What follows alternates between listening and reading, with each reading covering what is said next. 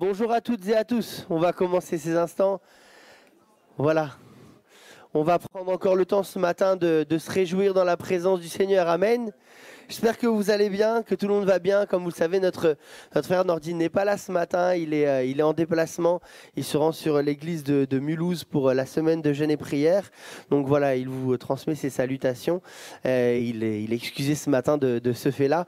On va prendre le temps de louer le Seigneur ce matin. Est-ce que vous êtes prêts à louer le Seigneur ce matin? Est-ce que le peuple de Dieu va adorer Dieu ce matin? Amen. C'est pour ça qu'on vient le dimanche. Pour rendre tout l'honneur, toute la gloire à celui qui nous a sauvés. Amen. J'ai demandé à quelqu'un de présenter ces instants au Seigneur et après on commencera par les chants. Je vais vous inviter à vous lever. Comme ça, pendant les chants, on sera prêt à louer le Seigneur de tout notre cœur. Amen. Gloire à Dieu. C'est vrai, ce matin, nous sommes dans la joie. Est-ce que vous êtes équipés ce matin? Parce que Philippiens 4,4 dit « Réjouissez-vous toujours dans le Seigneur. » Hein? Alors, c'est important qu'on ait cette joie que le Seigneur nous donne. Et il y a un autre passage qui dit « Voici le jour que Dieu a fait pour qu'il soit pour vous, pour moi aussi, un sujet de joie. » Alléluia. Amen. Nous sommes heureux ce matin, nous sommes dans la joie. Alors nous allons louer le Seigneur, nous allons lui donner tout ce que nous avons de meilleur, nos vies qui lui appartenons.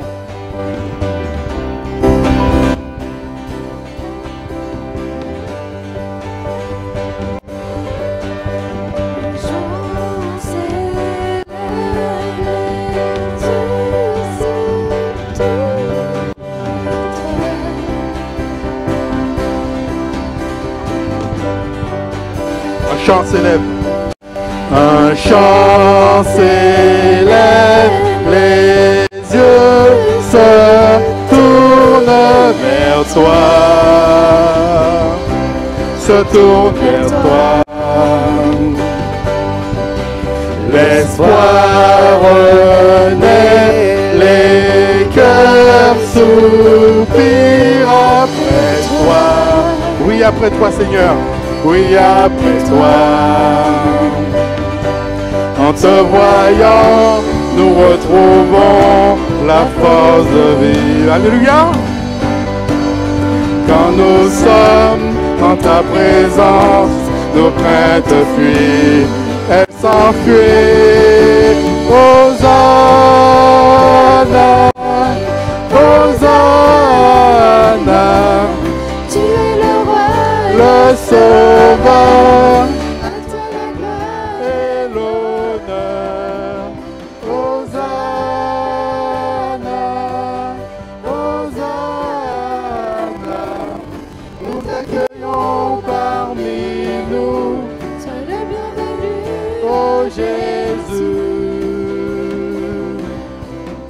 Entends le son des cœurs qui reviennent à toi. Reviennent à toi. Dans ton royaume, Seigneur. Dans ton royaume, les vies brisées sont restaurées. Sont restaurées. En te voyant, nous retrouvons la force de vie. Quand nous sommes en ta présence, nos craintes fuient. En te voyant, nous retrouvons la force de vie. Quand nous sommes en ta présence, nos craintes fuient. Elles s'enfuient. Elle s'enfuit. Hosanna, Hosanna. Tu es le roi, le sauveur. À toi la gloire et l'honneur. Hosanna, Hosanna. Nous t'accueillons parmi nous. Le bienvenu. Oh Jésus, Hosanna.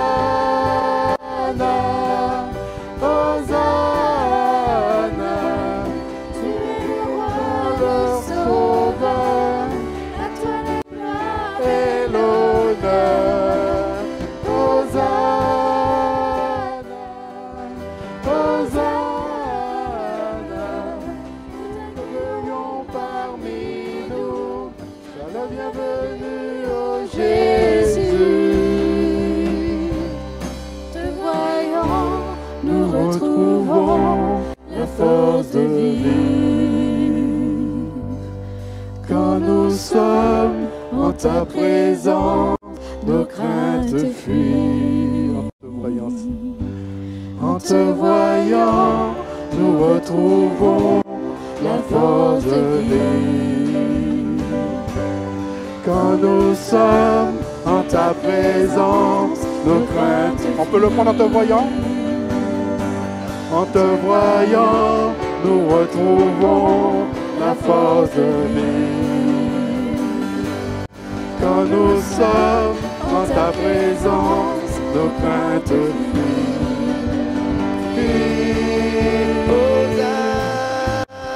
Hosanna, Hosanna,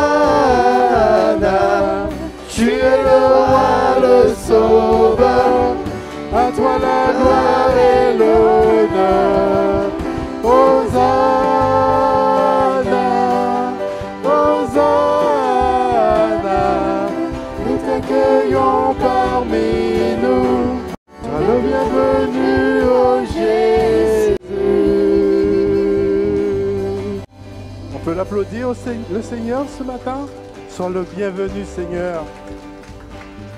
Alléluia.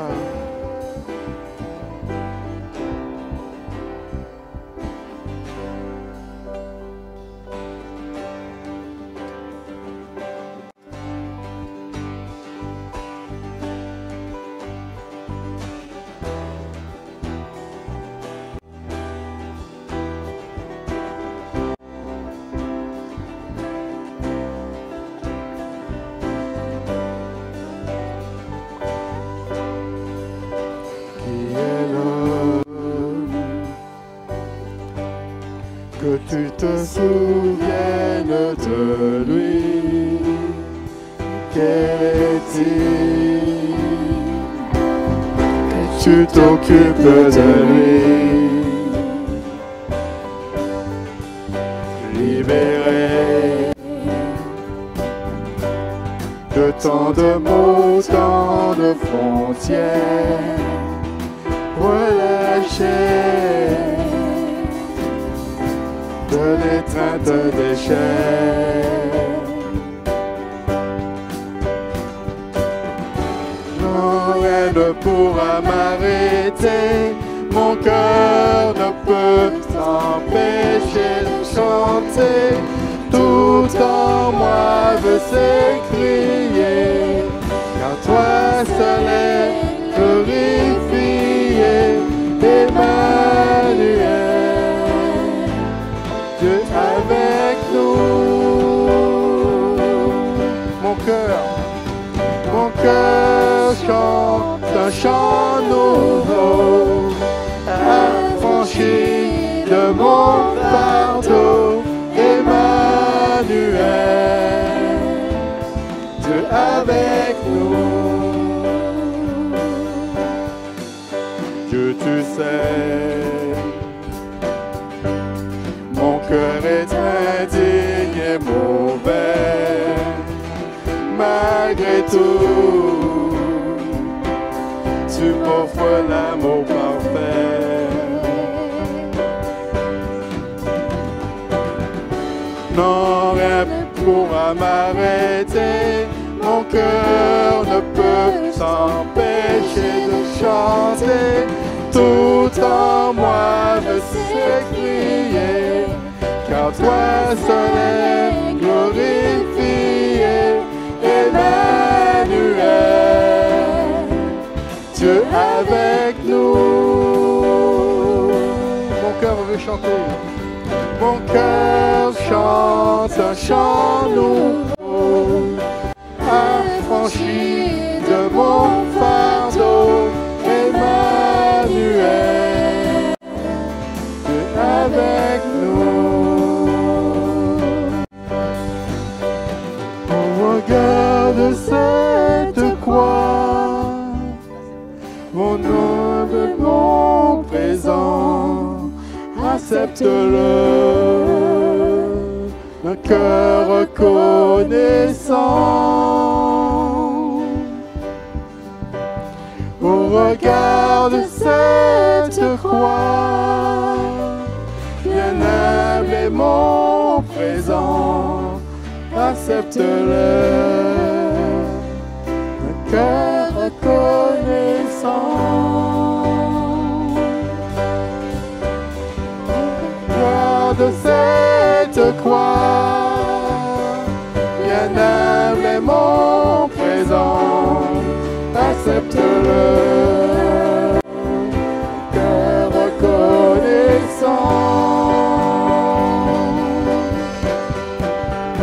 Garde cette croix, bien humble est mon présent, accepte-le.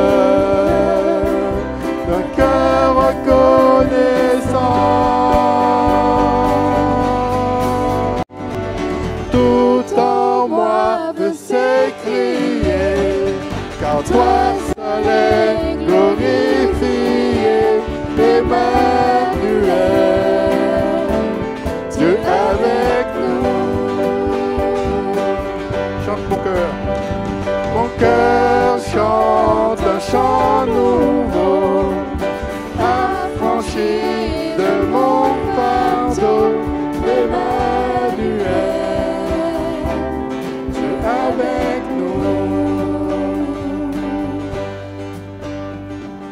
Tout en moi veut s'écrier, car toi seul est glorifié, Emmanuel,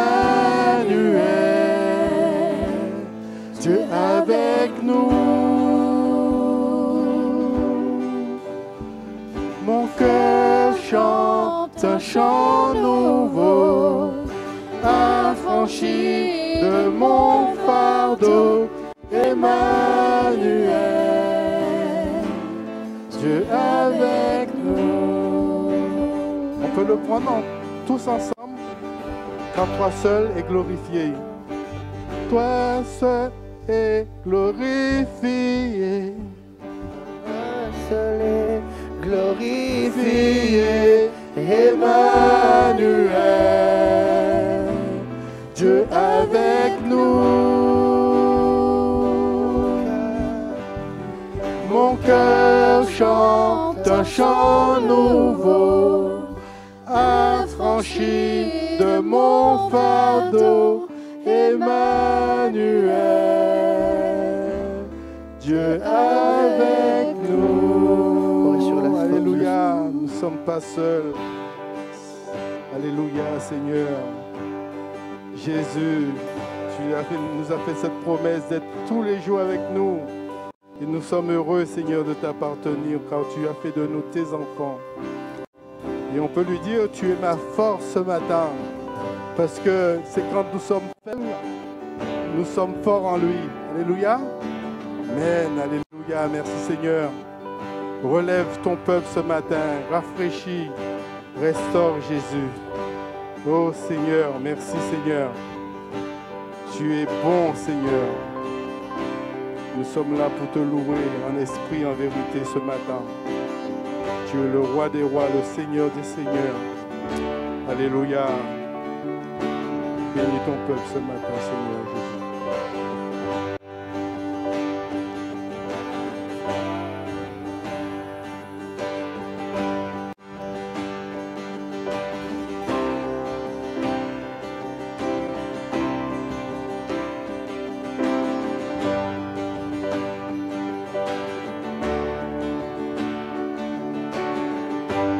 Alléluia.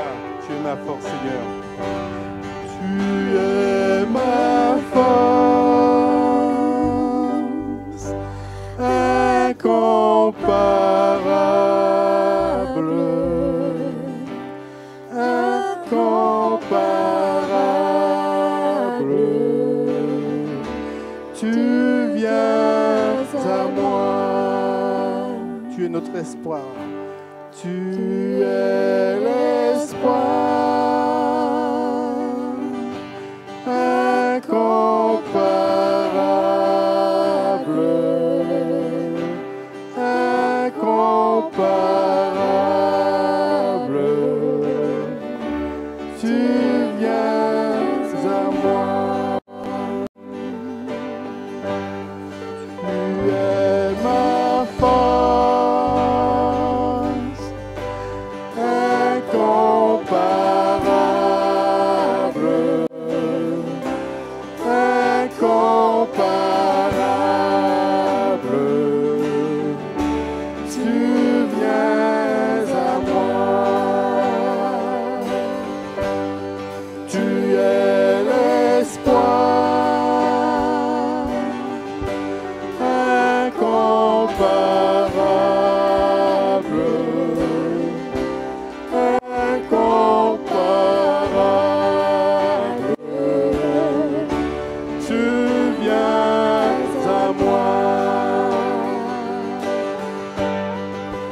l'abondance de ta grâce, la puissance de ton nom, tu me relèves, tu me relèves, dans l'abondance de ta grâce, par la puissance de ton nom, tu me relèves, tu me relèves, amour divin, inébranlable, intarissable, tu viens à moi. L'abondance de ta grâce, par la puissance de ton nom, tu me relèves, tu me relèves, dans l'abondance de ta grâce, par la puissance de ton nom, tu me relèves, tu me relèves.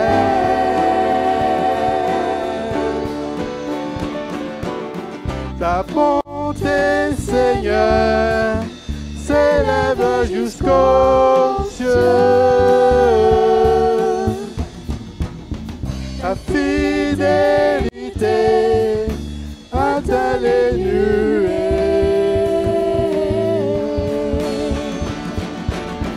Ta bonté, Seigneur, s'élève jusqu'aux cieux. Ta fidélité atteint les nuées.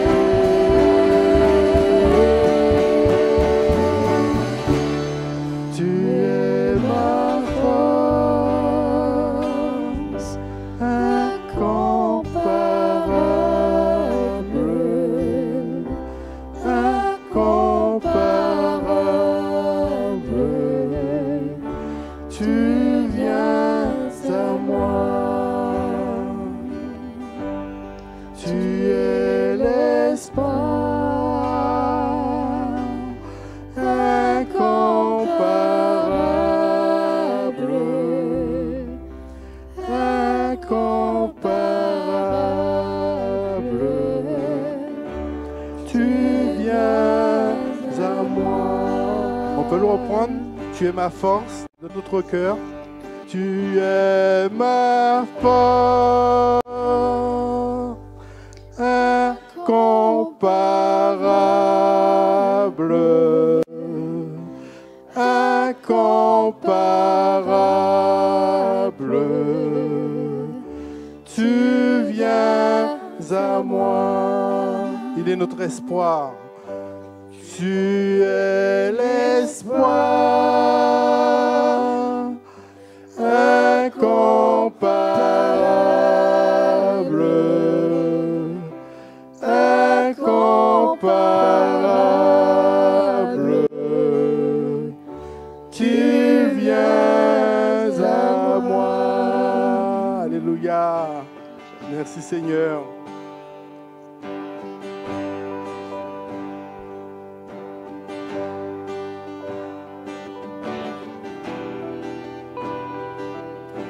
Alléluia. Est-ce qu'on peut commencer à élever nos voix ce matin vers le Seigneur?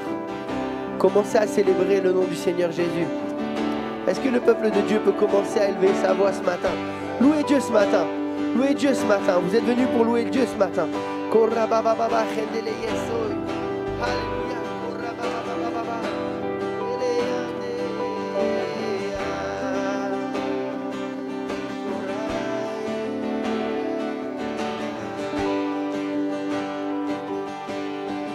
Alléluia. Alléluia.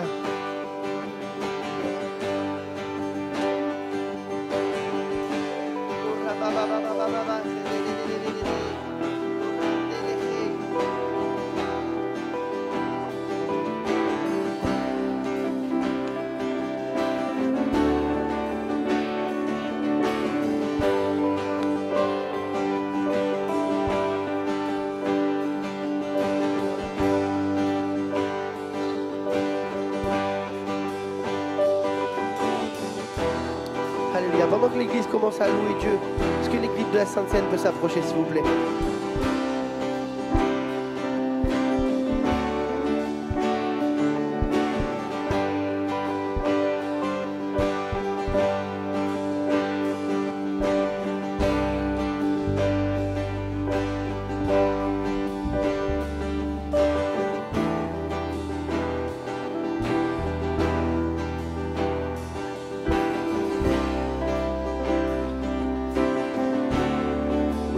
Qui sont désignés peuvent s'approcher à la table pour la Sainte Seine. Et on va prendre le roi dans sa beauté. Il est vêtu de majesté. Alléluia. Il s'est abaissé pour nous, pour venir à nous. Et ce matin, soyons vraiment reconnaissants parce que sans lui, nous étions perdus. Il est venu à nous, il nous a rachetés. Il est l'alpha et l'oméga. Alléluia. Le commencement et la fin. Amen.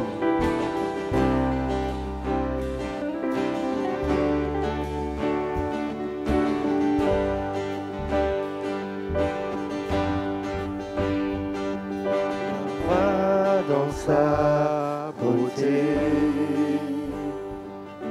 vêtu de majesté.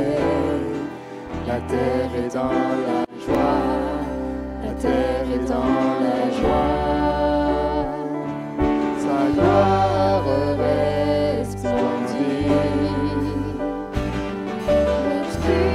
L'obscurité s'enfuit au son de sa voix, au son de sa voix. Combien Dieu est grand. Chantons-le combien Dieu est grand, tous diront combien Dieu est grand.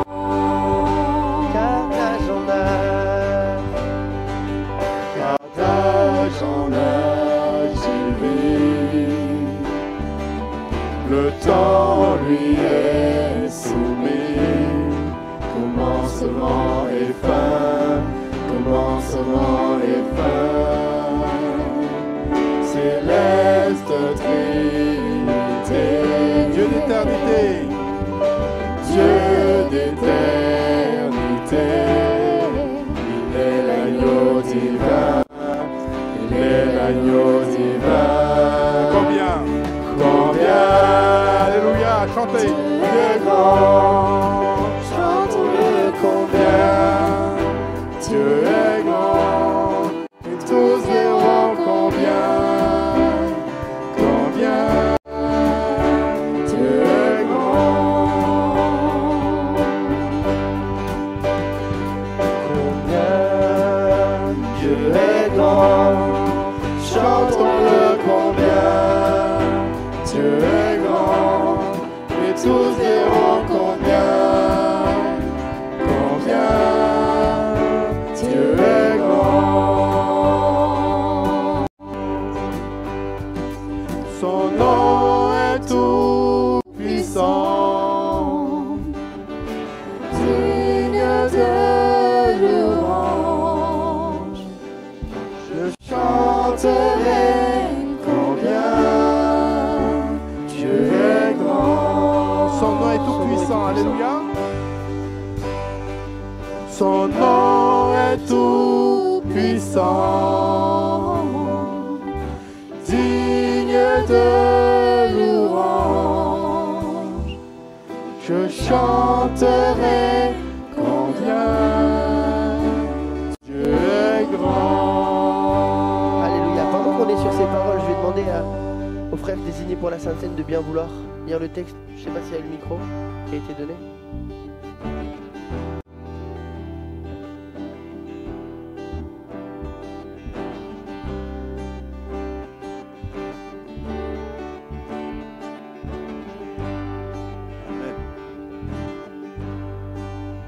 Dieu est pour nous un refuge et un appui, un secours qui ne manque jamais dans la détresse. C'est pourquoi Nous sommes sans crainte quand la terre est bouleversée et que les montagnes chancellent au cœur des mers, quand les flots de la mer mugissent, écument, se soulèvent jusqu'à faire trembler les montagnes. Il est un fleuve dont les courants réjouissent la cité de Dieu, le sanctuaire des demeures du Très-Haut. Dieu est au milieu d'elle, elle n'est point ébranlée. Dieu la secourt dès l'aube du matin, des nations s'agitent, des royaumes s'ébranlent, il fait entendre sa voix. La terre se fond d'épouvante, l'Éternel des armées est avec nous. Le Dieu de Jacob est pour nous une haute retraite. Venez, contemplez les œuvres de l'Éternel, les ravages qu'il a opérés sur la terre. C'est lui qui a fait cesser les combats jusqu'au bout de la terre. Il a brisé l'arc, il a rompu la lance, il a consumé par le feu les chars de guerre. Arrêtez, sachez que je suis Dieu, je domine sur les nations, je domine sur la terre. L'Éternel des armées est avec nous, le Dieu de Jacob est pour nous une haute retraite. Amen. Nous n'avons rien à craindre quand nous voyons les événements mondiaux. Seigneur, tu nous gardes. Oui, nous allons célébrer, Seigneur, le pardon des péchés que tu nous as accordés. Pendant qu'il mangeait, Jésus prit du pain et après avoir rendu grâce, il le rompit et le leur donna en disant : Prenez, ceci est mon corps. Il prit ensuite une coupe et après avoir rendu grâce, il la leur donna et ils en burent tous. Il leur dit : Ceci est mon sang, le sang de l'alliance qui est répandu pour beaucoup. Je vous le dis en vérité, je ne boirai plus jamais du fruit de la vigne jusqu'au jour où j'en boirai du nouveau avec vous dans le royaume de Dieu. Amen. Mon frère va prier pour la table. Seigneur Jésus, merci encore pour ce repas, Seigneur Jésus, ce saint repas, Seigneur Jésus. Quel privilège, quelle grâce, mon Jésus, de le partager ce matin avec mes frères et sœurs, Seigneur Jésus. Que vraiment tu puisses édifier ton Église, mon Jésus. Que vraiment nous puissions t'apporter ce matin un culte qui te soit agréable, que nous ne soyons pas spectateurs, mais vraiment acteurs ce matin. Et que vraiment, Jésus, nous puissions nous aimer les uns et les autres, comme le rappelle ta parole, mon Jésus. Dans ton nom précieux. Amen.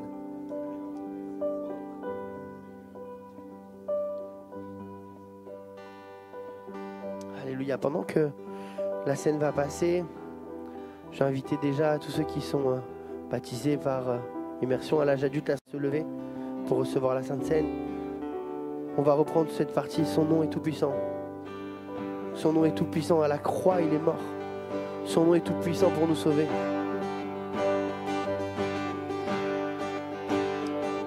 Son nom est tout puissant,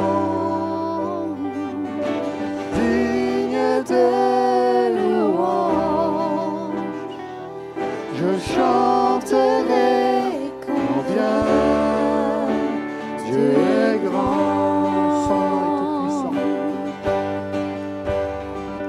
Son nom est tout puissant.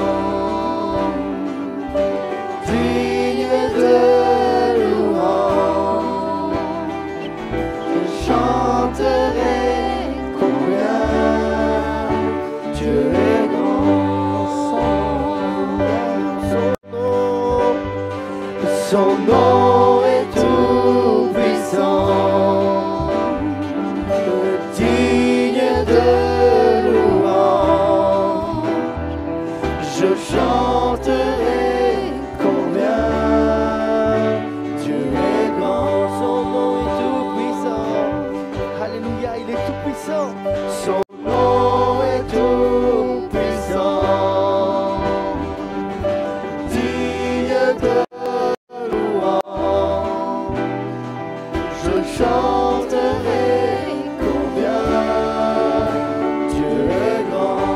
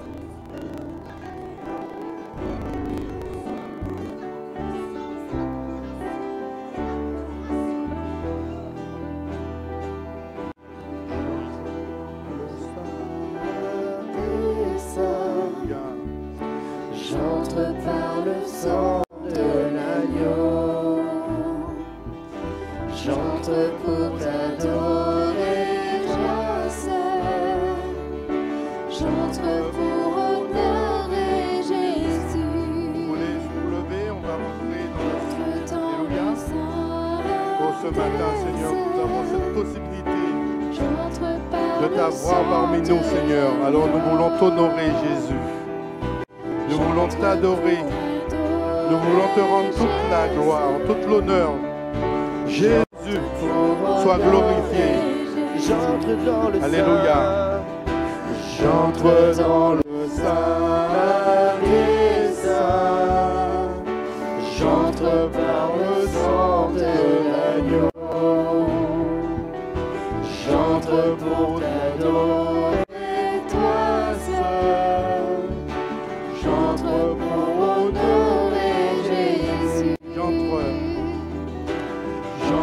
Dans le Saint des Saints, j'entre par le sang de l'agneau, j'entre pour t'adorer, toi seul, j'entre pour honorer Jésus, Seigneur je t'adore, oui je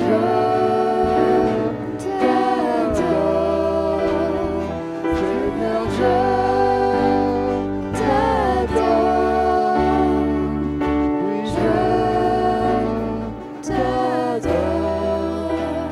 ton nom est très saint, Seigneur. Car ton nom est très saint,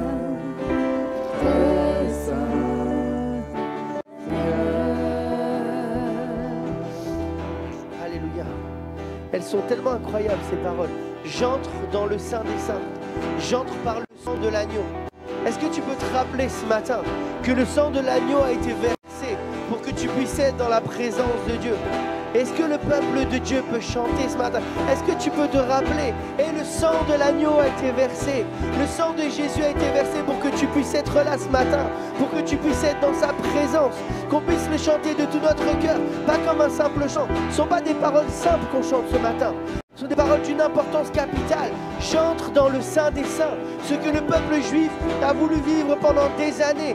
Aujourd'hui, les peuples du monde entier peuvent le vivre parce que Jésus-Christ est mort sur le bois de la croix pour nos péchés. Nous entrons par le sang de l'agneau. Ce matin, peut-être c'est le temps de te repentir, de prendre ce temps-là, de demander au Seigneur pardon pour entrer dans le Saint des Saints, de te rappeler qu'il est mort à la croix. Faites ceci en mémoire de moi, en mémoire de mon sacrifice. Est-ce qu'on peut le chanter de tout notre cœur? Je ne veux pas le chanter simplement, je mets toute mon énergie, tout mon cœur à chanter ça. J'entre par le sang de l'agneau, j'entre pour t'adorer toi seul. Tu es mon Dieu, ton nom est saint. Alléluia. J'entre dans le Saint des Saints. J'entre par le sang de l'agneau. J'entre pour t'adorer toi seul. J'entre pour honorer Jésus. J'entre dans le Saint. J'entre dans le Saint des Saints. J'entre par le sang de l'agneau. J'entre pour t'adorer toi seul. J'entre pour honorer Jésus. J'entre dans le Saint. J'entre dans le Saint des Saints. J'entre par le sang de l'agneau. J'entre pour t'adorer toi seul. J'entre pour honorer Jésus. Seigneur, Seigneur, je t'adore. Je t'adore. Seigneur, je t'adore. Seigneur, je t'adore.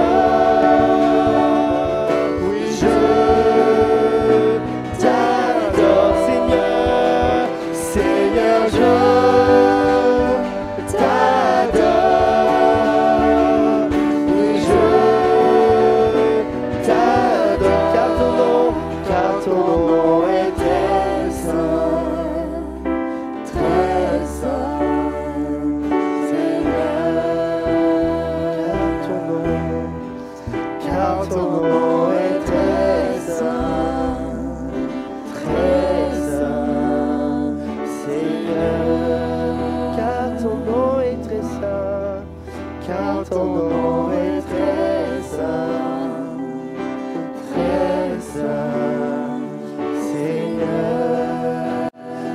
s'il y a encore des voix qui veulent s'élever ce matin, qui veulent louer le Seigneur, qui veulent élever le roi des rois, celui qui est depuis toujours. Celui dont le nom est très saint.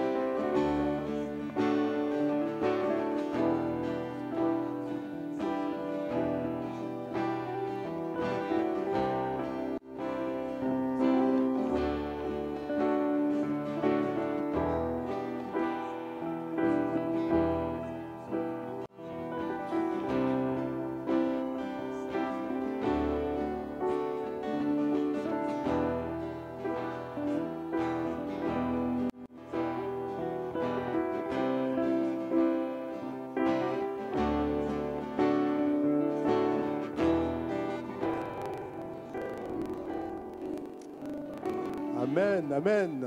Alléluia. Voilà, pendant les temps des offrandes, comme la sœur l'a prié, on va élever le nom de Jésus, comme elle l'a dit dans sa prière, mais en chantant son nom. Donc nous allons chanter son nom de tout notre cœur, dans la joie. Amen. Alléluia.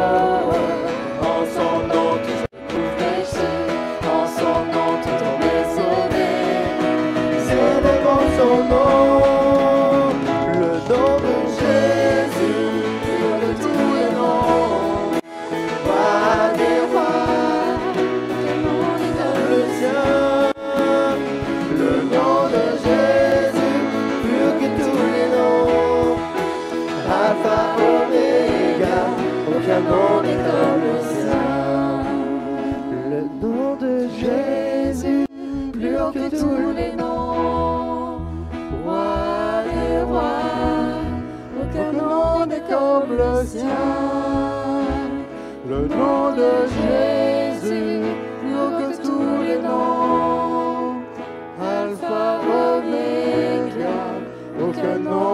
comme le sien. Alléluia. Alléluia. Alléluia. Merci Seigneur. Merci pour ta grâce Seigneur. Merci pour le nom de Jésus. Merci mon Dieu parce que tu as envoyé ton Fils unique Seigneur. Dans notre misère, Seigneur, nous qui méritions rien, Seigneur, nous qui t'avons offensé, Seigneur Jésus, et tu n'as pas regardé à cela, Seigneur. Tu es un Dieu d'amour, Seigneur Jésus. Tu as été, Seigneur, tu l'as envoyé pour qu'il soit mort, crucifié, Seigneur. Mais il a vaincu tout cela. Il a vaincu la mort, Seigneur. Il est vivant. Il est parmi nous ce matin, Seigneur. Il est en nous, Seigneur. Et nous pouvons dire, c'est plus moi qui vis, mais c'est Christ qui vit en moi. Et nous pouvons tous le témoigner. Nous t'aimons, Seigneur. Bénis ton serviteur qui va apporter ta parole. Loin-le, Seigneur, que cette parole puisse nous nourrir encore ce matin, Seigneur. Bénis-le, Seigneur. Bénis chacun de nous, Seigneur. Et sois glorifié dans le nom de Jésus. Amen. Alléluia. Alléluia. Que le Seigneur soit béni. Amen. Est-ce qu'on peut avoir un amen un peu plus convaincu? Que le Seigneur soit béni, amen. Alléluia. Il est notre sauveur, non? Alléluia. Il nous a sauvés, il nous a racheté un grand prix. Et je veux toujours me réjouir du nom du Seigneur Jésus, le plus beau nom, celui qui m'a sauvé, amen. C'est une joie pour moi d'être devant vous ce matin. C'est la première fois que je me présente à l'église un dimanche matin. C'est une vraie joie d'être là et de pouvoir partager, de rentrer dans ce que le Seigneur m'appelle à faire et j'espère de tout mon cœur ce matin, c'est le souhait de mon cœur, c'est la pensée, le cœur dans lequel je suis, que ce ne soit pas les paroles d'un homme mais que l'Esprit de Dieu parle au travers de ce que je vais vous dire ce matin. C'est pour ça que j'ai demandé aussi à notre frère de prier, je souhaite vraiment ça et juste avant de commencer, juste vous dire que la pensée dans laquelle je vais être aujourd'hui et qui je crois doit être la pensée du prédicateur et de toute personne qui exhorte et qui prête, de tous les ministères dont parle la parole, c'est deux choses. La première, c'est que le prédicateur, il doit préparer l'Église à rencontrer le Maître. C'est vraiment le but de ce que je vais faire. Et frères et sœurs, des fois, il y a des choses qu'on va dire qui sont peut-être des fois pas faciles à entendre. Frères et sœurs, je ne suis pas là, moi, pour vous dire quelque chose de pas facile à entendre, pour ma propre gloire, pour mon propre intérêt. Mais quand on va rencontrer le Maître, on va avoir des comptes à rendre, il y aura des moments peut-être pas faciles à passer à ce moment-là. Et mon rôle, ma responsabilité, ce que Dieu me demande, parce que je vais rendre des comptes pour vous aussi, c'est de vous préparer à rencontrer le Maître. Et j'espère que ce matin, vous êtes prêts à rencontrer le Maître. Si vous ne l'êtes pas, que ce que l'on va entendre ce matin nous aide un peu plus à nous préparer à rencontrer le Maître et ensuite à édifier l'Église.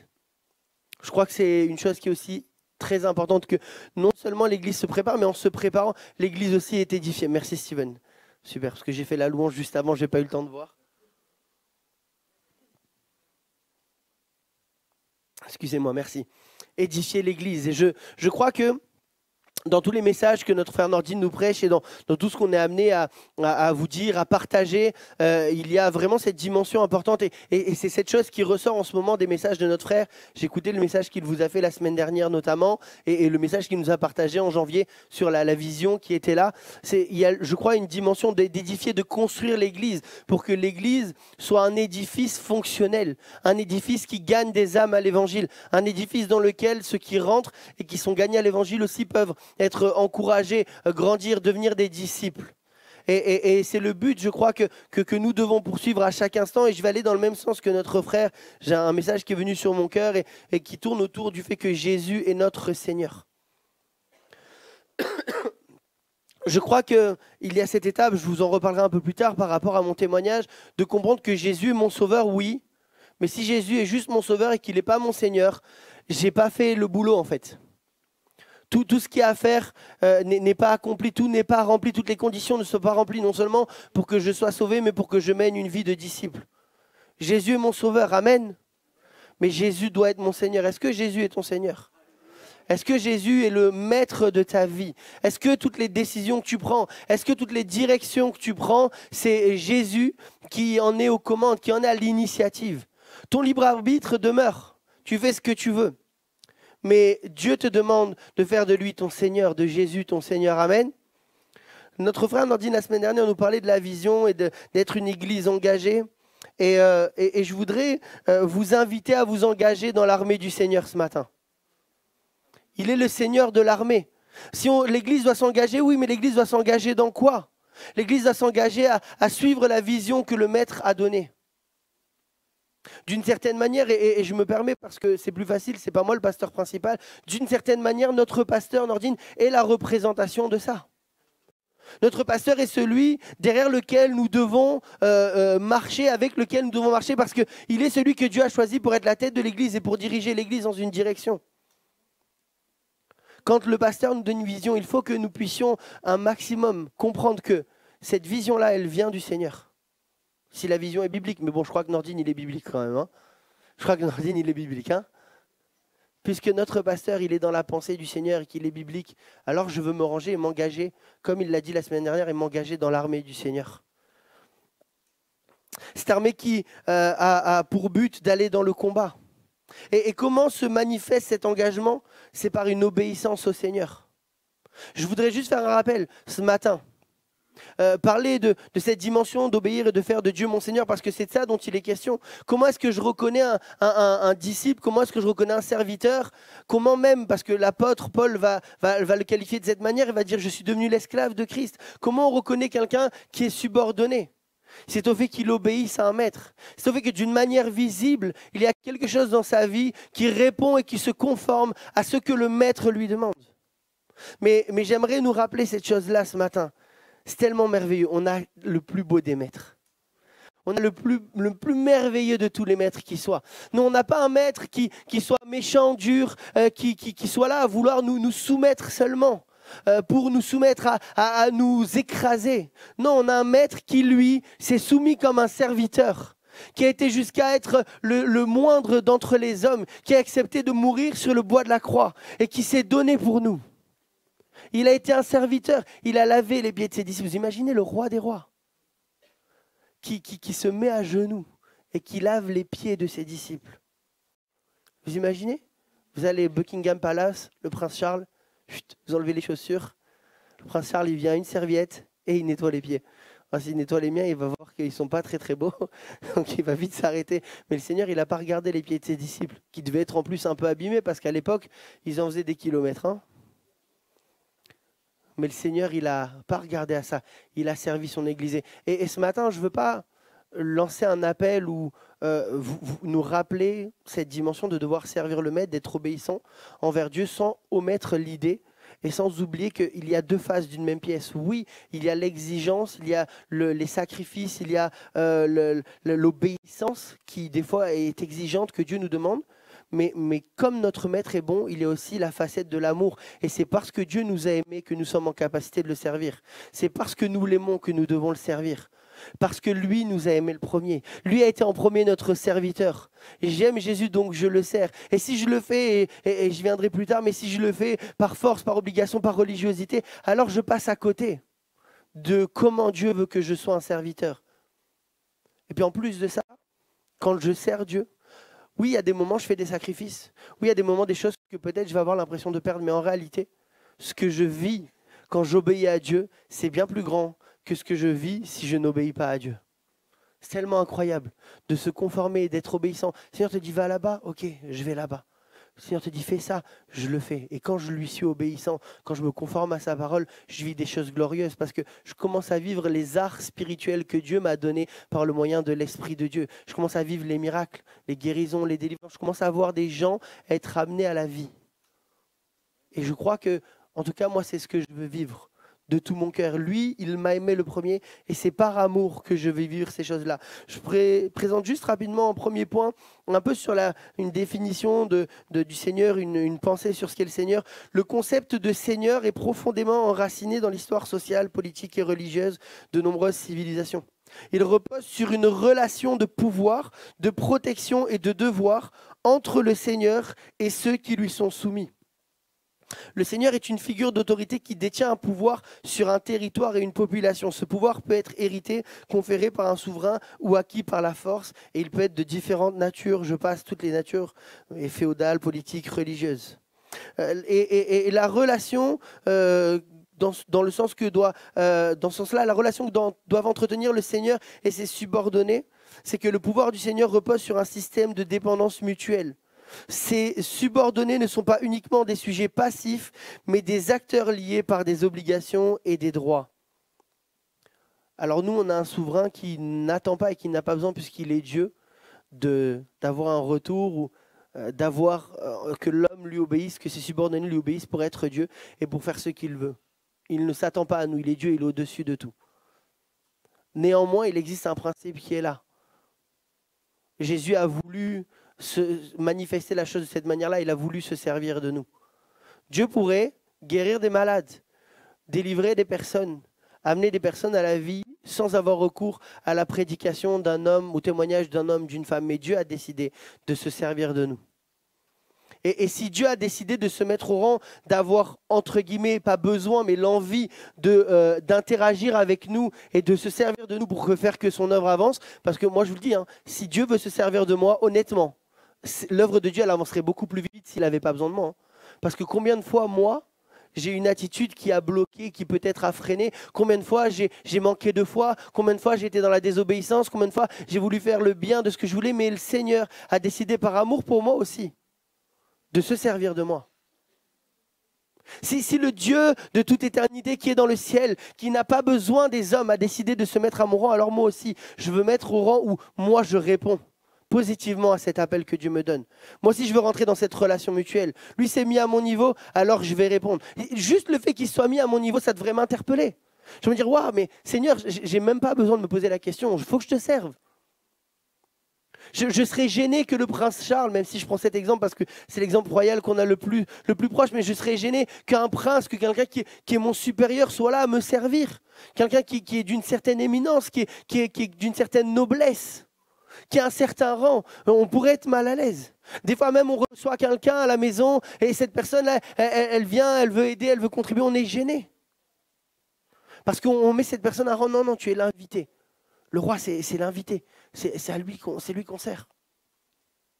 Le roi, il a dit non, laissez-moi tranquille. Je fais ce que je veux. J'ai décidé que j'allais vous montrer l'exemple et que j'allais vous amener à l'obéissance par l'exemple. Alors je me mets à votre niveau. Et le roi vient, il est venu être notre serviteur. Il est venu mourir à la croix pour nous. Et aujourd'hui, il se sert de nous. Amen. Merci Sarkis. Peu importe le contexte où tu te trouves, il faut que tu sois obéissant. Et j'aimerais juste ouvrir une parenthèse. Des fois, on va être obéissant à Dieu, mais on n'est obéissant que dans l'Église. J'ai vite compris dans ma vie que si je n'apprenais pas à me soumettre à mon patron, ça allait être compliqué pour comprendre ce que c'est vraiment la soumission. Je répète parce que ça, des fois, on a un peu du mal à l'entendre. Si je ne me soumets pas à mon patron, je n'ai pas compris la soumission. Si je ne me soumets pas à mes parents, je n'ai pas compris ce que c'est la soumission. Si je ne me soumets pas à mes supérieurs, aux autorités qui sont au-dessus de moi, je n'ai pas compris ce que c'est la soumission et l'obéissance. Dieu m'appelle à lui obéir en obéissant à ce qu'il a placé au-dessus de moi.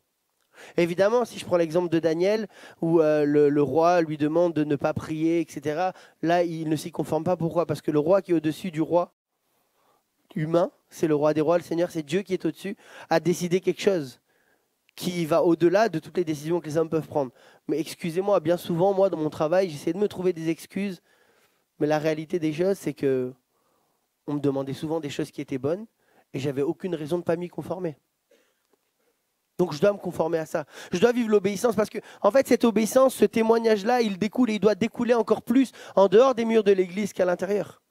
Oui, être dans une forme d'adhérence et de direction, de suivre la direction du pasteur, de ceux qui dirigent l'église ou dans l'église, d'aller dans le même sens. Ok, c'est bien, on arrive à le faire. Des fois, quoique, on a un peu plus du mal. On se dit, ouais, le pasteur, il a envie de m'embêter, etc. Mais ce n'est pas toujours le cas. Des fois, un peu quand même. J'ai un peu envie de vous embêter. Mais en réalité, je crois que c'est encore bien plus important d'obéir aux autorités que Dieu a placées sur nous, au-dessus de nous dans le monde. Parce qu'il y a là un témoignage à donner.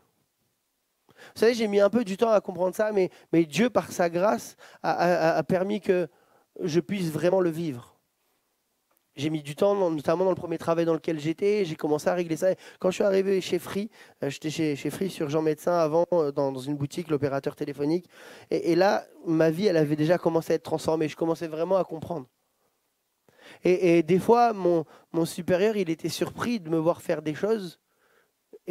Parce que et même mes collègues, ils faisaient des choses quand mon supérieur n'était pas là. Mais quand il était là, il faisait des choses différemment. Et moi, je disais, attendez, moi, ça, je le fais quand il n'est pas là, mais je le fais quand il est là. Parce que si je le fais quand il est là, ça démontre qu'en fait, moi, je me dis, c'est quelque chose que je peux faire. Et des fois, il me dit, ouais, mais toi, tu peux pas faire ça et tout, machin, il est offusqué. Je lui dis, non, mais si je l'ai fait devant toi, que je le fais devant toi, pas devant toi. Si je le fais devant toi, c'est parce que je croyais que c'était bien de le faire, en fait. Donc, si tu me dis de plus le faire, ok, j'arrête de le faire alors. Mais j'arrête de le faire aussi quand t'es pas là. Il a été surpris et à la fin, il m'a témoigné de ça. Il m'a dit, ouais, j'ai jamais eu quelqu'un comme toi. Quelqu'un qui était honnête, qui me disait la vérité, qui me disait, mais moi, quand j'avais un problème, que je faisais quelque chose, c'était ma faute, je ne trouvais pas des excuses.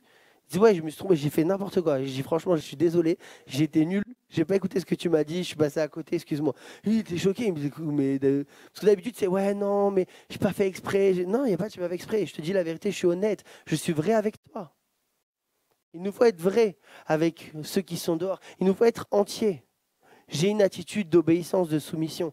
J'ai une attitude où je me conforme. Et là, c'est un témoignage. Un témoignage qui va parler. Il ne faut pas agir de cette manière-là. Et c'est la même chose des fois avec le Seigneur. Hein. Des fois, on est là, on fait un petit peu les choses en présence de l'Église. On fait des choses devant. Et des fois, on a un peu ce truc-là. Et quand on n'est pas à l'Église, on se laisse un petit peu plus facilement aller. Frères et sœurs, encore une fois, je ne suis pas là pour mettre le jugement sur ça. Pas du tout. C'est juste que c'est une réalité qui est là. Et je veux vous inviter, vous encourager. Ne t'accable pas ce matin. Comprends, mais ne t'accable pas.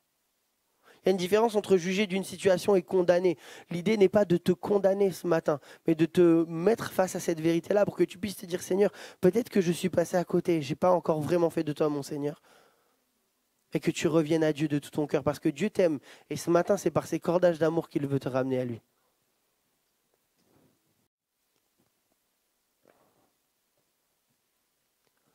Faire de Jésus mon Seigneur. Je vais parler de deux dimensions dans ça, spirituelle. La première chose qu'il faut savoir, c'est que c'est un basique. C'est la porte d'entrée par laquelle je dois passer pour être sauvé. Au cas où tu te dirais que faire de Jésus ton Seigneur et être obéissant, c'est un standard apôtre, archibishop, et que c'est un gros niveau de spiritualité, détrompe-toi, Jésus nous demande ce minimum-là pour être sauvé. Matthieu 7, versets 21 à 23. Excusez-moi, je me rends compte que j'ai oublié de donner les références pour la vidéoprojection. Matthieu 7, versets 21 à 23. Ceux qui me disent « Seigneur, Seigneur » n'entreront pas tous dans le royaume des cieux, mais celui-là seul qui fait la volonté de mon Père qui est dans les cieux. Plusieurs me diront ce jour-là « Seigneur, Seigneur, n'avons-nous pas prophétisé par ton nom? N'avons-nous pas chassé des démons par ton nom? N'avons-nous pas fait beaucoup de miracles par ton nom ?» Alors je leur dirai ouvertement « Je ne vous ai jamais connus. Retirez-vous de moi, vous qui commettez l'iniquité. » Frères et sœurs, je vais paraphraser la Bible, c'est pas moi qui le dis, et je me l'applique à moi-même. Si je dis Seigneur, Seigneur, mais que je ne fais pas ce qu'il veut, je ne vais pas rentrer. Et je ne prendrai pas le risque, en tant que prédicateur, de ne pas rappeler cette chose-là ce matin, parce que je ne prendrai pas le risque d'être témoin du fait que parce qu'on ne vous a pas dit la vérité, il y a l'un d'entre vous qui va être perdu. Impossible, je ne reste pas avec ça sur ma conscience pour l'éternité. Je ne reste pas avec ça sur ma conscience pour l'éternité. Et je vous fais juste ce rappel, parce que je crois qu'il est important d'être fait. C'est le Seigneur qui nous dit, ceux qui me disent Seigneur, Seigneur, n'entreront pas tous. Ne dis pas juste Seigneur, Seigneur. Et il y a deux choses à comprendre dans ce que le Seigneur nous dit ici. Un, il y a la dimension de se séparer du péché. Il y a le fait de faire, oui, mais il y a la dimension de se séparer du péché. Ce n'est pas seulement d'être dans l'activité, obéir à Dieu, faire quelque chose. C'est se séparer du péché. Le péché est là dans nos vies. Et bien souvent, comme il dit à Caïn, le péché se couche à ta porte, mais toi domine sur lui. Et l'ennemi, c'est son jeu préféré. Dans la semaine, combien de fois il y a des tentations? Je suis là en train de faire une chose, une autre. Il y a tellement de choses qui passent devant mes yeux. Le diable, il veut tellement nous faire tomber. Combien de fois aussi, malheureusement? Frères et sœurs, comme je vous ai dit, je ne suis pas là pour vous juger parce que je vis ces choses-là. Combien de fois dans ma faiblesse, je suis tombé? Combien de fois je n'ai pas obéi à Dieu? Combien de fois j'ai péché contre le Seigneur? Combien d'années aussi avec certains péchés j'ai lutté? Aujourd'hui, par la grâce de Dieu, Dieu m'a délivré de beaucoup de choses. Peut-être il y a encore des choses que Dieu doit faire, et certainement. Parce que si je dis peut-être ma femme, elle est là, elle va dire oui, il y a vraiment des choses que Dieu doit encore changer. Il y a encore des choses que Dieu doit changer dans ma vie. Mais je dois connaître cette chose-là et la comprendre. Il faut se séparer du péché. Ne t'acclimate pas au péché. Des fois, il y a des situations, on est là. Moi, j'aime cette histoire. Vous connaissez l'histoire de Balak et de Balaam? Balaam, excusez-moi. Balak qui est un roi. J'ai oublié d'ailleurs de quel peuple. Peut-être que Jean-Claude arriverait à se rappeler. Un roi et qui combat Israël. Et il va demander à Balaam, qui est un prophète, bon, est-ce que tu peux venir et maudire Israël? Et Balaam, il y va et il demande. Et une première fois, Dieu lui dit non. Et puis Balak, il n'est pas content, il fait retourner, il redemande, il dit bon, on va te couvrir d'or. Hein. Ah ok, attends, je retourne demander à Dieu. Oui, il a changé d'avis entre-temps. Et il retourne demander à Dieu. Et Dieu lui dit, va, mais tu ne diras que ce que je te permets. Et pendant des années, je me suis posé la question, parce qu'on va voir que sur la route, il va être à ça de se faire frapper par un ange. Si son âne ne se décalait pas, l'ange le frappait. Il va finir par mourir dans ce processus-là. Et d'ailleurs, il ne maudira pas Israël, il ne pourra que les bénir, parce que Dieu ne lui permettra que de dire ça. Je me suis souvent posé la question, mais je ne comprends pas. Dieu lui a dit oui. Pourquoi est-ce qu'il a failli mourir? Les amis, face au péché, face aux choses dont tu dois te séparer, face à peut-être une situation qui est dans ta vie, le plus important, c'est garde ton cœur plus que toute autre chose. Où est ton cœur? Comment est ton cœur? Parce que derrière, tu peux interpréter les signes ou les choses que Dieu va te dire d'une certaine manière parce que ton cœur n'est pas droit, n'est pas de la bonne manière face à Dieu et tu ne veux pas vraiment te conformer en tout point à ce que Dieu veut pour ta vie. La réalité des choses, c'est que Balaam, même pas, il doit poser la question. Est-ce qu'un prophète doit poser la question à Dieu, est-ce que tu veux que je maudisse ton peuple? Est-ce que même c'est censé de se poser cette question-là? Vous imaginez, moi, je vais prier, je dis, bon Seigneur, est-ce que je dois maudire l'église de Cannes-sur-Mer? C'est évident, je ne dois même pas me poser la question. Et on voit là le cœur de Balaam, qui en plus s'y retourne une deuxième fois. Dieu lui dit quoi? Vas-y, pas parce que Dieu veut le laisser y aller, parce que Dieu sait que de toute façon, Balaam va trouver un moyen d'y aller. Et que ce qui l'intéresse, c'est d'être couvert d'or. Des fois, dans des situations, tu sais. Enfin, il me dit, oh ouais, mais je ne savais pas, je ne réalisais pas. S'il vous plaît. Moi, je suis honnête avec moi-même. Il y a des situations dans lesquelles j'ai tourné autour du pot. Je savais très bien que j'étais dans une situation que Dieu n'approuvait pas. Et ne restez pas dans cette situation parce que souvent, le diable enjolive ou fait en sorte que cette situation elle soit tellement belle, tellement intéressante, ou nous peur, nous donne l'impression que si je quitte cette situation, qu'est-ce que je vais faire? Qu'est-ce qui va m'arriver? Oui, mais si tu quittes cette situation pour Dieu, Dieu est là. Dieu est là, les amis. Tu vas retrouver quelque chose d'encore plus extraordinaire derrière. Combien de fois j'ai mis du temps à revenir à Dieu alors que j'étais dans le péché? Je me rappelle pendant le confinement, c'était tellement compliqué. J'ai vécu tellement de choses qui étaient mauvaises. J'étais tellement pris par certaines choses.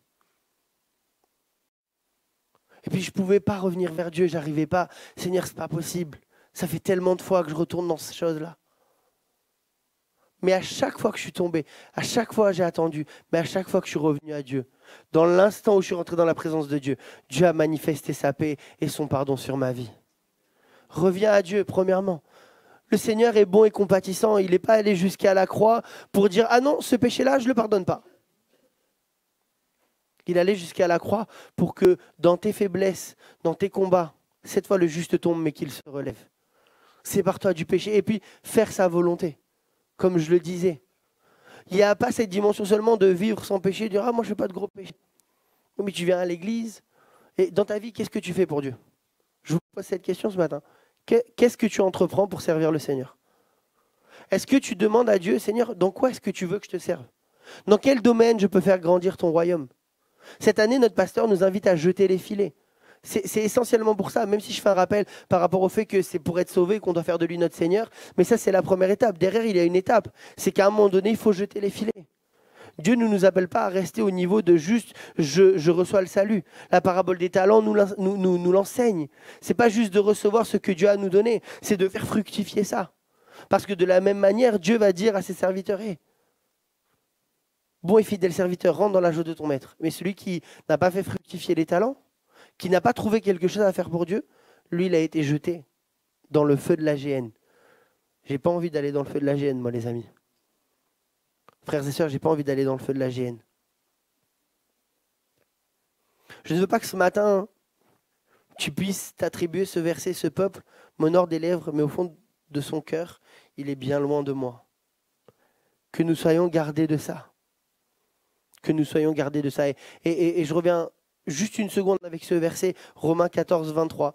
Mais celui qui mange tout en ayant des doutes à ce sujet est déjà condamné, car son attitude ne découle pas de la foi. Or, tout ce qui ne découle pas de la foi est péché.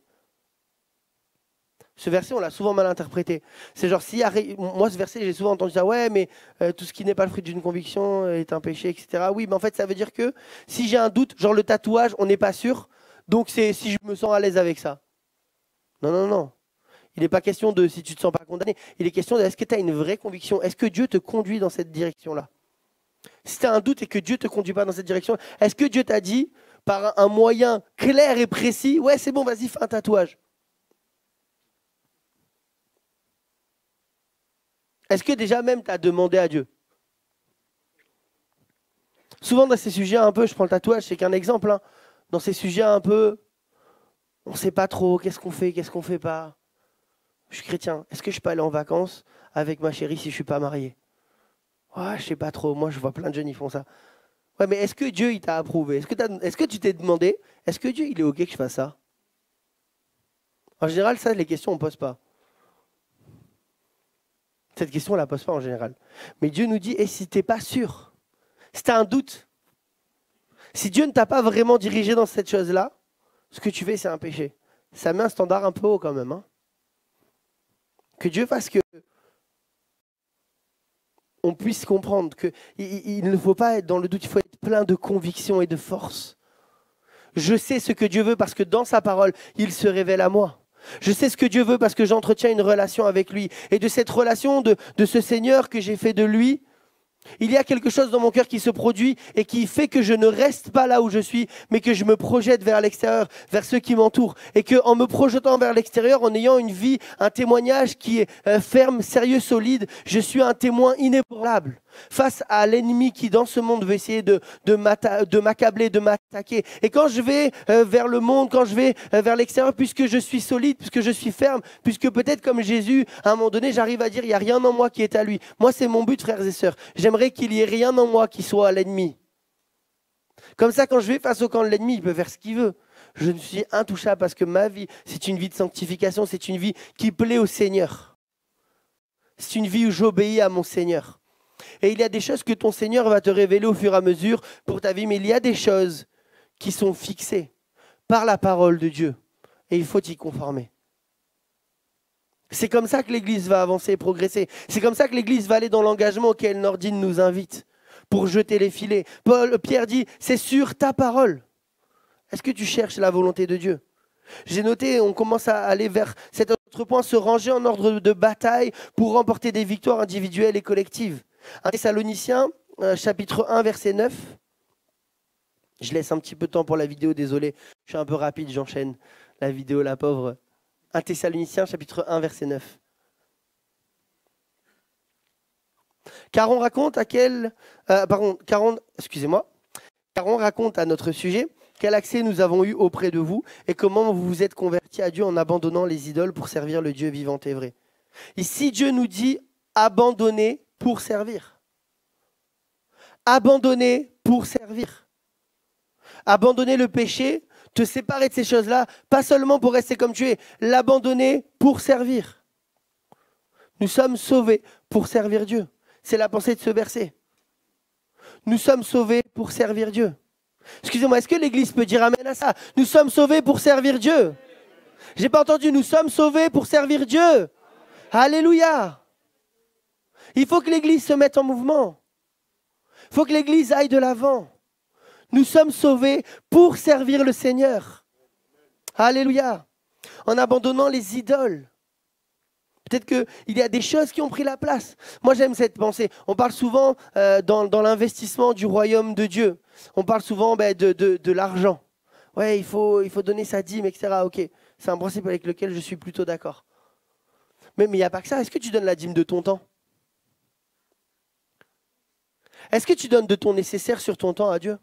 Est-ce qu'il y a des temps dans ta vie, dans ta semaine, et je ne parle pas simplement de venir à l'église, hein, même si pour moi ça en fait partie.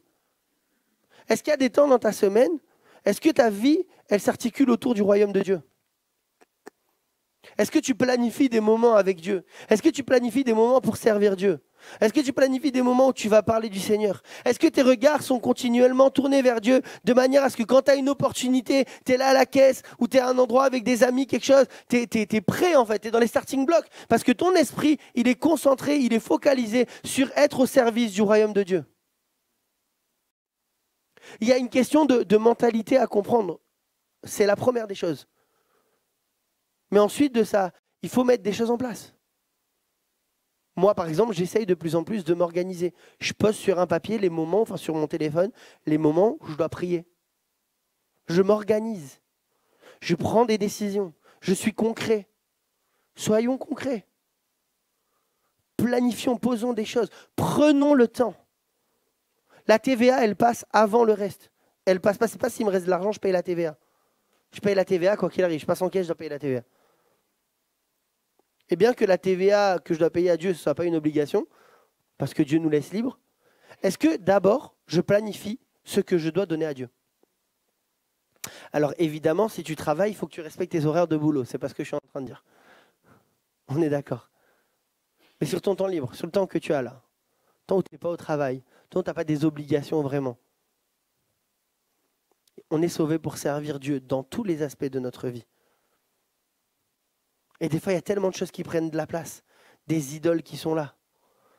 Les loisirs, c'est le poison de notre génération et de notre société occidentale. Les loisirs.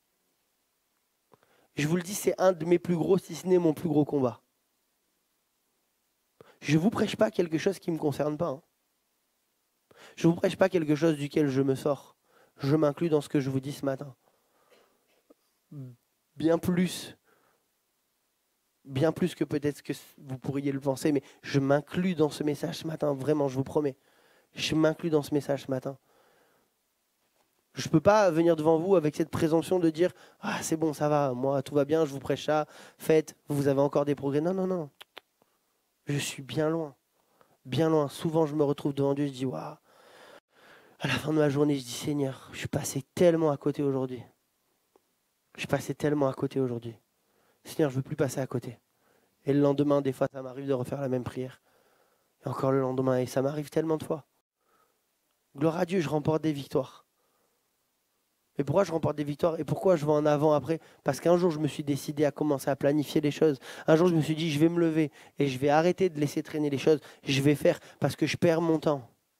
Je perds du temps. Je vous dis, le confinement, j'ai perdu du temps. Oh là là.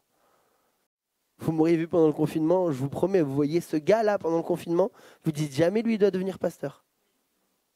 Lui, pasteur là, je vous promets. Des fois, j'ai dit, mais Seigneur, moi, mais qu'est-ce que je vais faire? Alors, ok, je peux parler, j'arrive, j'ai une aisance à parler. Mais qu'est-ce que ça compte pas ça? Moi, ce que je veux, c'est une vie qui ressemble à ta vie. Je veux une vie qui porte du fruit. Seigneur, pourquoi tu m'as pris moi? Je préférerais bégayer comme Moïse, mais avoir une vie sérieuse.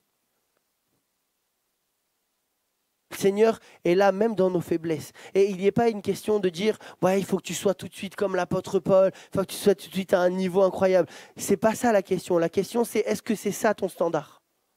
Est-ce que c'est ça que tu cherches à viser? Est-ce que tu vises Jésus? Moi, je veux niveau Jésus. C'est pas niveau, je vise niveau Jésus. Si je vise mon plus bas, ça ne me sert à rien. Niveau Jésus. Est-ce que je suis au niveau Jésus? Non. Sinon, il y aurait 3000 âmes qui se convertiraient ce matin. Sinon, à la Sainte Seine, on aurait pris un bout de pain et multiplication des pains. Non, je ne suis pas Jésus, mais par contre, je ne vais pas rebaisser le standard. Ce que je veux viser, c'est le niveau Jésus. Il n'y a rien d'autre qui m'intéresse. Et à cause de ça, je ne veux plus laisser des petites choses dans ma vie. Jésus prenait le temps de prier. Il ne laissait pas ses occupations, même son ministère, prendre le pas, ses services, prendre le pas sur le temps qu'il se devait de passer avec Dieu. Il y a des moments, il s'est réveillé plus tôt pour sortir de l'endroit où il était, après avoir guéri la belle-mère de Pierre, qu'une foule soit venue. La Bible dit qu'il s'est retiré, il est allé, on le cherchait tôt le matin, peut-être même dans la nuit, il priait. Parce qu'il savait que c'était indispensable pour sa vie d'être à cet endroit-là. Et c'est à cet endroit-là que tu commences à servir le Seigneur. C'est à cet endroit-là, parce que c'est de cet endroit-là qu'après découlent les choses qui vont se voir sur l'extérieur. Tu vas prier pour les malades, tu vas aller témoigner avec efficacité, tu vas avoir des paroles de connaissance, peut-être pour un collègue, pour quelqu'un, pour une personne autour de toi. C'est à ce moment-là que ta vie, elle devient efficace dans la sphère publique. Je finis avec ces deux pensées. Je vais juste établir quelque chose. Malachie, chapitre 1, verset 6, jusqu'au verset 14. Malachie, chapitre 1, verset 6, jusqu'au verset 14.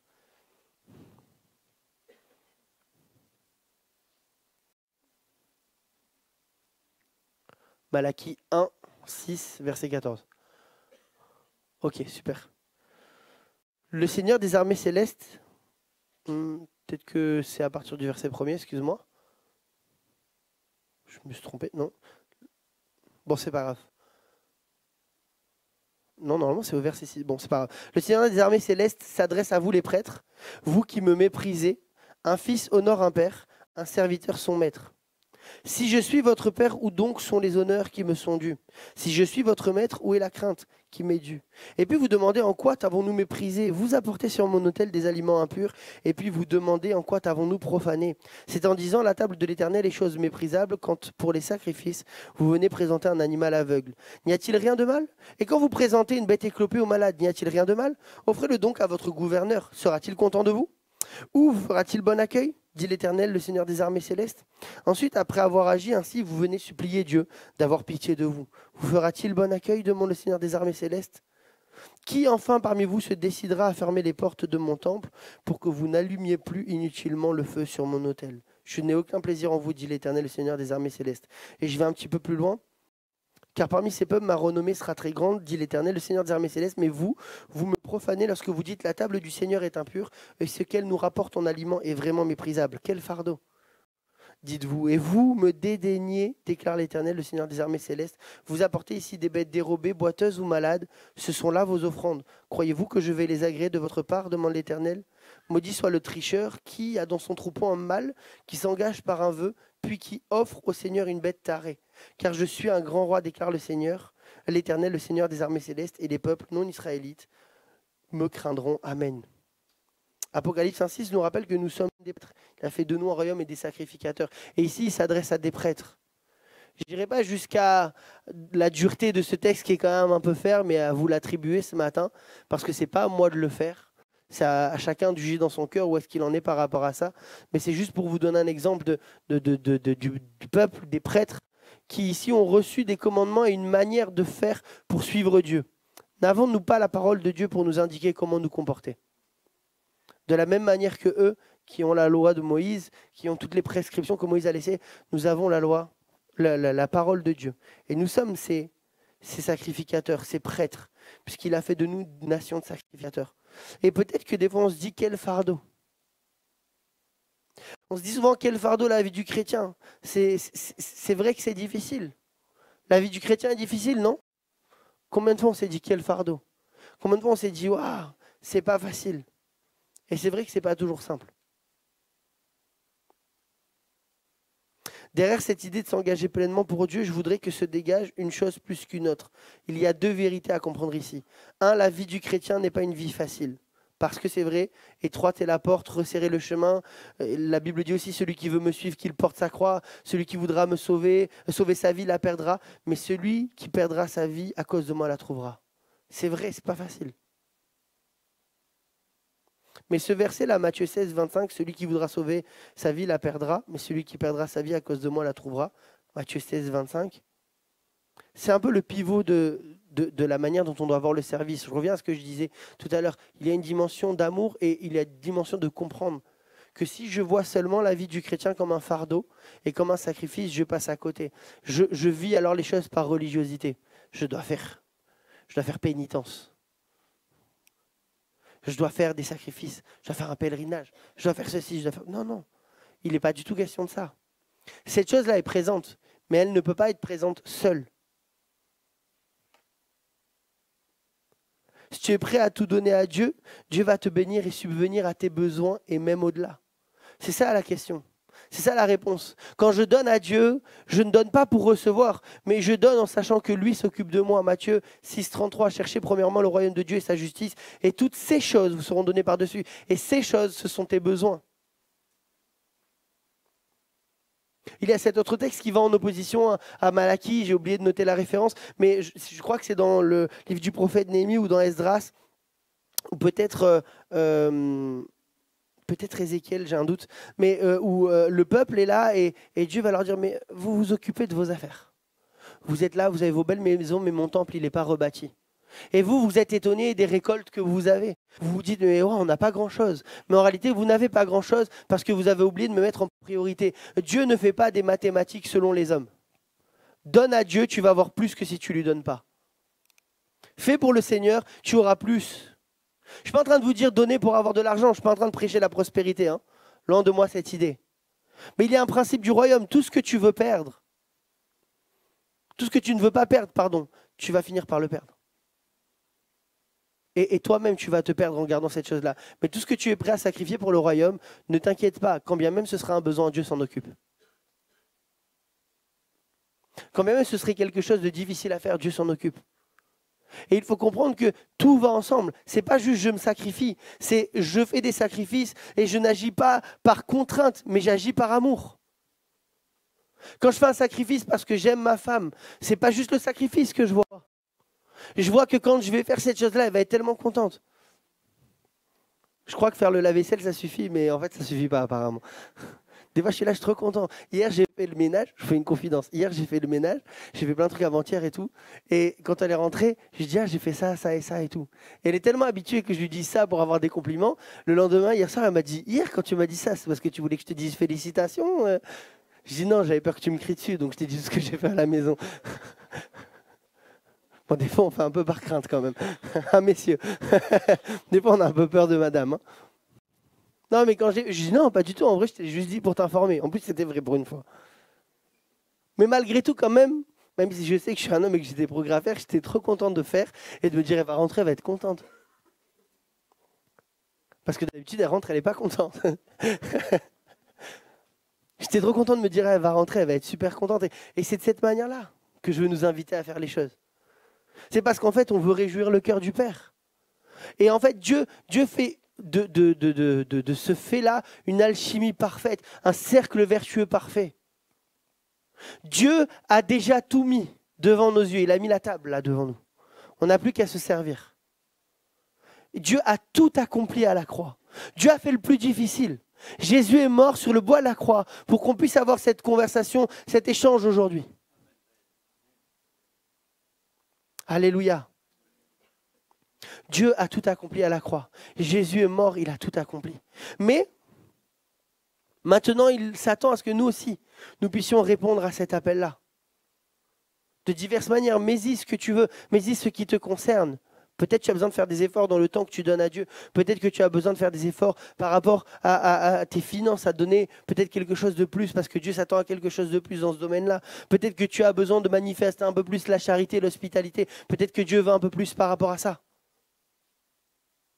Mais dans tout ce que tu vas donner à Dieu, dans tout ce que tu vas faire, fais-le par amour. Et quand tu le fais par amour, tu ne le vis pas comme un simple sacrifice. Les amis, je me régale quand je loue le Seigneur et que je suis devant vous. Je me régale quand je prêche l'évangile. Je me régale quand je suis en entretien, même si ça me prend des fois du temps que je ne passe pas avec ma famille, du temps que je ne passe pas à m'amuser. Parce que quand je suis là, je vais vous dire, moi, quand j'ai accepté de servir le Seigneur, il y a une chose vraiment qui m'a marqué. C'est Seigneur, je vais te donner toute ma vie. Je vais tout faire pour toi. Je vais aller jusqu'au bout. Je suis prêt à aller n'importe où. Même si je dois aller à l'autre bout du monde, Seigneur, j'y vais. Mais pourquoi je suis content? Parce que je vais être au premier rang. Je vais voir les guérisons, je vais voir les délivrances, je vais voir les gens donner leur vie au Seigneur. Et j'ai déjà été témoin de ça. Je me rappelle, il y a un an ou deux de ça, j'étais à l'église Nice-Cimier, on était en train de faire une réunion de jeunesse, j'étais en train de faire la louange et j'avais les yeux ouverts, je regardais l'assistance et puis un don spirituel qui appelle quelqu'un et qui lui dit, tu hésites à prendre le baptême parce que tu vas perdre telle et telle chose, tu as peur de perdre ça, mais Dieu va être avec toi et tu sens que Dieu te parle et que tu dois donner ta vie à Dieu. Et là, je savais dans mon cœur pour qui ce message il était. Et je regarde cette jeune fille qui est là et je la vois. Et au fur et à mesure du don spirituel, je vois une personne qui passe de la mort à la vie. Une personne qui s'effondre et qui donne sa vie au Seigneur et qui quelques semaines après s'engage. Les amis, c'est la plus belle chose que j'ai vécue. J'ai vu quelqu'un donner sa vie au Seigneur. Et c'est ce que je veux nous inviter à faire ce matin. Mais quels gens on va avoir des services de baptême? Ils n'auront même pas le temps de témoigner parce qu'ils vont être trop nombreux. On va les faire plonger à la chaîne. On va aller là-bas à Cannes-sur-Mer l'été. On va aller à la mer parce qu'on ne pourra pas le faire ici. On va les baptiser à tour de bras. Préparez-vous les frères. Vous aussi, vous allez devoir faire des baptêmes parce qu'il y en aura trop. Ça ne serait pas merveilleux? Et vous imaginez, on est à peu près 120 au culte le matin là. Si chacun de nous amène une personne à l'évangile cette année, en un an, 240. Tu prends une personne, tu la cibles dans la prière. Seigneur, je vais prier, je vais mettre mes genoux devant toi pour prier pour cette personne. Dès que j'ai l'occasion, je témoigne. Dès que j'ai l'occasion, je manifeste de la charité, de l'amour. Dès que j'ai l'occasion, j'aide cette personne dans ses besoins. Je donne de mon temps. Peut-être je perds de l'argent. Peut-être je perds du temps. Mais je ne perds pas du temps. J'investis du temps dans le royaume de Dieu. Je répète, je ne perds pas du temps. J'investis du temps dans le royaume de Dieu. C'est complètement différent. Et c'est pour ça que derrière, j'ai un retour sur investissement. La parabole des talents, il a 5 talents à redonner. Et il en donne 10. Et à cause de ces talents-là, en plus, puisqu'il a été fidèle, on lui donne le talent de celui qui n'a pas fait. C'est un investissement. En fait, tu sacrifies, mais derrière le retour sur investissement, il est incroyable. Allez voir mon épouse tout à l'heure. Demandez-lui si ça valait pas le coup de faire les camps qu'on a fait, de prendre du temps, de se casser la tête à faire des plans de chambre, de se casser la tête à faire des voitures, de se casser la tête à organiser, à appeler, à rappeler les jeunes, à faire ceci. Ça valait le coup. En un an, on a eu 30 baptêmes à la jeunesse de Nice. Il y a 1 an et demi de ça. 30 baptêmes. Ça vaut le coup de servir le Seigneur. Ça vaut le coup de jeter les filets. Parce qu'après, les filets, ils vont menacer de rompre. Et ce matin, tu es face à un choix.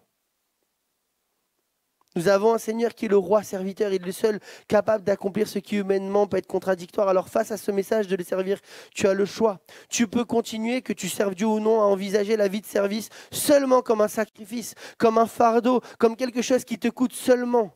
Envisager Dieu comme un maître dur qui ne compatisse pas à tes faiblesses et qui soit seulement dans le jugement de l'humanité. Ou tu peux comprendre que Jésus a déjà tout accompli. Il a accompli les choses qu'il te demande de faire. Lui-même, il les a faites. Il a même lavé les pieds de ses disciples. Il a accepté. Il a même fait plus que ce que tu n'auras jamais à faire en mourant pour les pécheurs de l'humanité alors qu'il était innocent.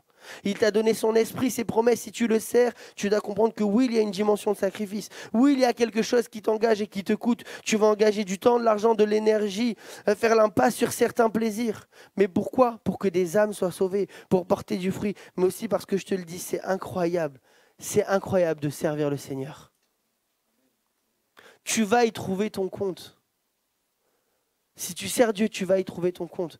Et beaucoup d'entre nous servent déjà le Seigneur. Je remercie Dieu pour ceux qui se sont levés pour servir Dieu dans la louange, pour ceux qui servent Dieu à la technique, pour ceux qui servent Dieu au vidéoprojecteur, pour les vidéos que fait notre frère. Et qu'on soit toujours reconnaissant pour ceux qui se lèvent. Mais je veux nous inviter à nous lever encore, que d'autres se lèvent, qu'il y ait des ouvriers dans la moisson. Les ouvriers dans la moisson, ce n'est pas que les pasteurs. Les ouvriers dans la moisson, ce n'est pas que les pasteurs. On prie pour qu'il y ait des ouvriers qui se lèvent dans la moisson, soit ce matin un ouvrier qui se lève dans la moisson. Parce que la moisson, elle est grande. C'est incroyable de servir le Seigneur et je veux vraiment juste vous laisser sur ça. Vous laisser sur cette pensée.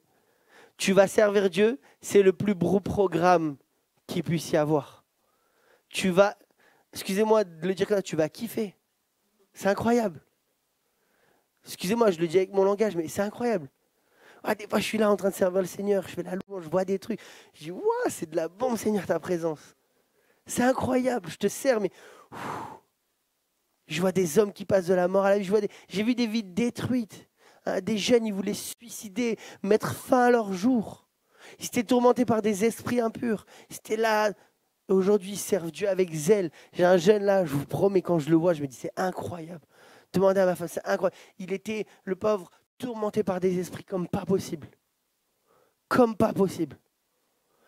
Il voyait un couteau, il voulait se suicider. Il avait des pensées tout le temps noires et sombres.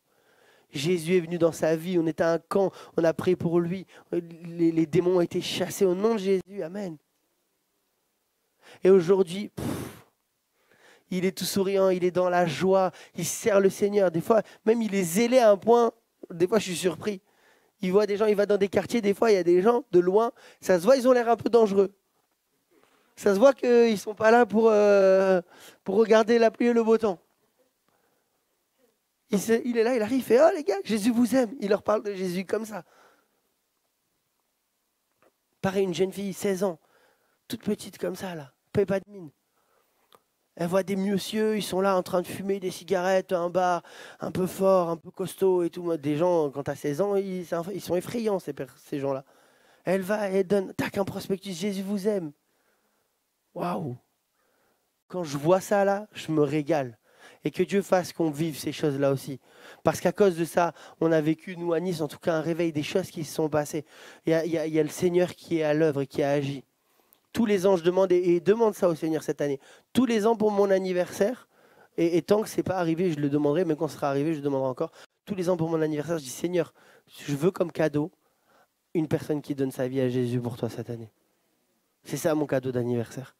Si j'ai rien mais que j'ai ça, ça vaut le coup. Si j'ai rien mais que j'ai ça, ça vaut le coup. Parce que celui qui sème avec larmes, moissonne avec chant d'allégresse. Et quand vous allez voir la personne que vous avez amenée les pieds dans l'eau là, je vous le dis, vous allez avoir le cœur dans le ciel. Vous allez être au ciel. Amen. On se réjouit en fait ensemble. Je vais vous amener à ça, à vous réjouir par avance. Jésus va agir dans l'église. Amen. Saisissons ce message ce matin pour que l'œuvre de Dieu se fasse au milieu de nous et que l'église grandisse. Amen. On va terminer par la prière, qu'on puisse vraiment être saisi par ces choses-là et se placer. Et je veux vous inviter à prier non seulement maintenant, mais à garder, que ce soit moi ou peu importe, quand le pasteur vous apporte quelque chose le dimanche matin, à garder ces paroles dans la semaine, à les méditer. Peut-être à revoir, même si vous voulez le culte à un moment donné, à méditer ces paroles pour qu'elles prennent un effet dans votre cœur.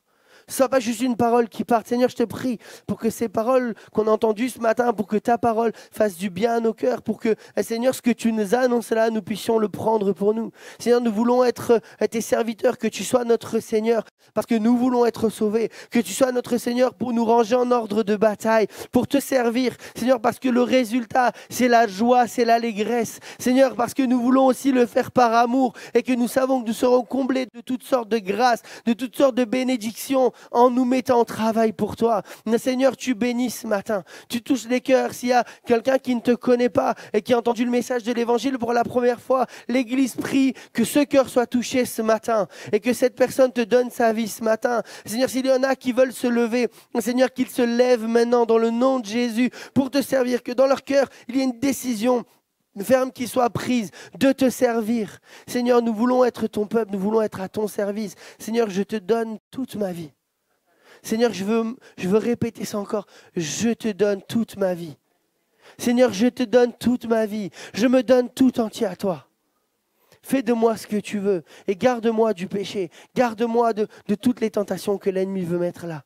Seigneur, tu bénis ton peuple et tu vas continuer de le bénir. Tous ensemble, marchant pour te servir, marchant pour ton royaume, marchant dans la victoire.